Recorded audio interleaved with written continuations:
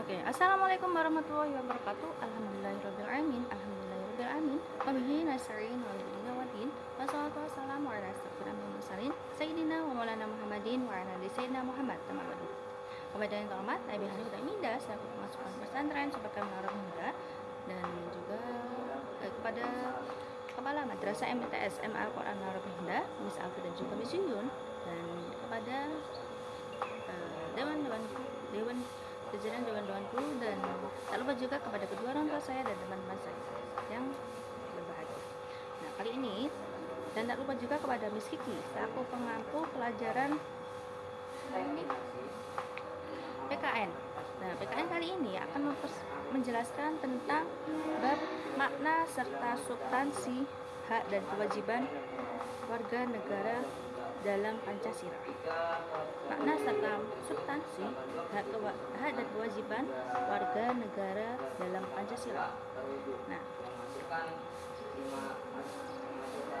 menurut Jimli Asidiki, hak-hak tertentu yang dapat dikategorikan sebagai hak konstitusional warga negara adalah hak asasi manusia yang berlaku sebagai hak konstitusional bagi negara Indonesia saja dan bukan bagi setiap orang yang berada di Indonesia, misalnya mendapatkan pendidikan dan membela negara. Dan juga hak asasi manusia meskipun berlaku bagi setiap orang, tetapi dalam kasus-kasus bagi warga negara Indonesia. Nah, yang selanjutnya ada juga hak warga negara untuk menduduki jabatan-jabatan yang diisi melalui prosedur pemilihan. Yang kedua, cabang kedua itu menjelaskan tentang kewajiban dan hak beberapa isi pasal yang menjadi hak warga negara dan juga pasal-pasal di Undang-Undang Dasar Negara Republik Indonesia tahun 1945 berisi tentang kewajiban warga negara, yaitu yang pertama pasal hak warga negara, yaitu pasal 27 haknya itu pasal ayat 27 ayat 2 itu berbunyi, segala warga negara bersamaan kedudukannya itu di dalam hukum dan pemerintah serta wajib menjunjung hukum pemerintahan. Setiap warga negara berkewajiban menjunjung hukum dan pemerintahan dengan tidak ada kecualinya.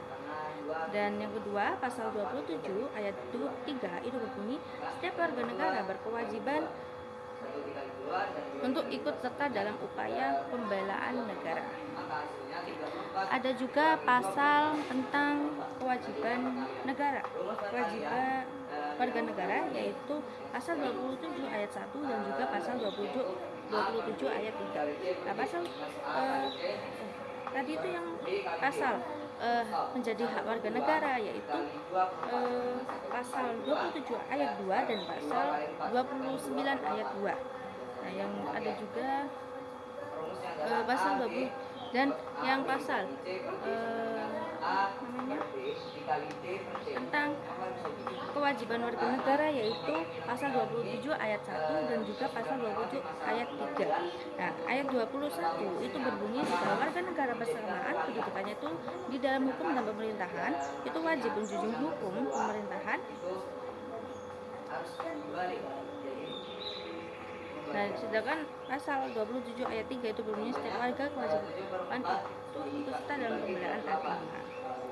Oke, yang ketiga itu ada nilai dasar untuk merupakan cita-cita atau tujuan yang bersifat universal atau menyeluruh. Nah, yang pertama nilai ketuhanan, nilai kemanusiaan, nilai persatuan, dan nilai kerakyatan dan juga nilai keadilan. Yang pertama ada nilai ketuhanan, yaitu negara yang membuat warga negaranya itu bebas memeluk agama, menghormati dan tidak memaksakan berlaku diskriminatif antar umat beragama. Nah, yang kedua itu nilai kemanusiaan, saling menghargai satu sama lain tanpa melihat latar belakang seperti suku, budaya, agama, dan status dalam masyarakat. Yang ketiga nilai persatuan yang ada di Indonesia itu bukan untuk dipertentangkan, tapi dijadikan alasan untuk selalu bersatu. Terus ada juga nilai kerakyatan. Masyarakat Indonesia itu harus melakukan musyawarah sebelum mengambil keputusan. Yang kelima, nilai keadilan, yaitu setiap orang di Indonesia itu mendapat perlakuan yang adil dalam bidang hukum, politik, sosial, dan ekonomi. Oke, cukup sekian presentasi saya kali ini. Mohon maaf bila kurang lebihnya. Saya akhiri. Wassalamualaikum warahmatullahi wabarakatuh.